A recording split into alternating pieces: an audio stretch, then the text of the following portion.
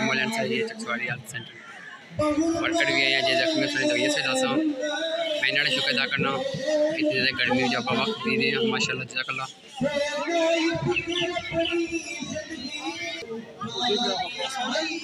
दवाई ले इस टाइम दवाई ले मरीजों की जो जख्मी हुई सब